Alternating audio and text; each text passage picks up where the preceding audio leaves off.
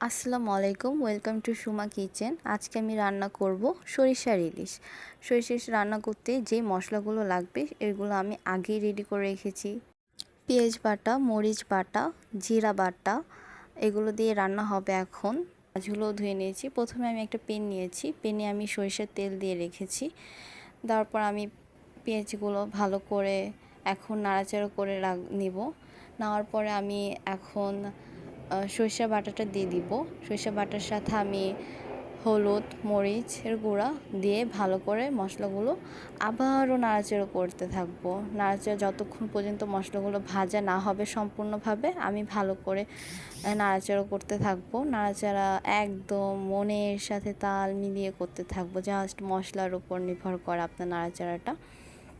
সব বাটাটা ঠিকমতোভাবে দিতে হবে, পরিমাণ মতো আপনার যতটুকু প্রয়োজন ততটুকুই দিবেন। আসলে আমরা একটু ঝাল খেতে পছন্দ করি, তাই একটু বেশি ঝাল দিই। তারপরে মশলাগুলো যখন ভালোভাবে কষানো হয়ে যাবে তখন হালকা একটু হাফ কাপ টক দই দিয়ে দিব। টক দইটা দেওয়ার পর আবারও ভালো মতো মিশিয়ে নেব মশলাগুলোর সাথে।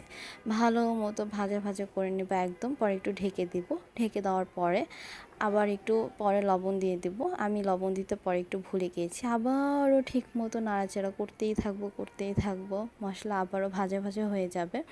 ভাজা ভাজা হয়ে যাওয়ার পরে একটু পানি দিয়ে দিব। পানিটা দেওয়ার পরে হালকা নেড়ে চেড়ে নিব। নাড়াচাড়া করার পরে আমি আবার একটু হালকা ঢেকে দিলাম। ঢেকে দেওয়ার পর আবার একটু মাছগুলো দিয়ে দিচ্ছি। মাছগুলো ভালো করে দেওয়ার পরে আমি মাছগুলোর সাথে মশলাটা মিশিয়ে নিব।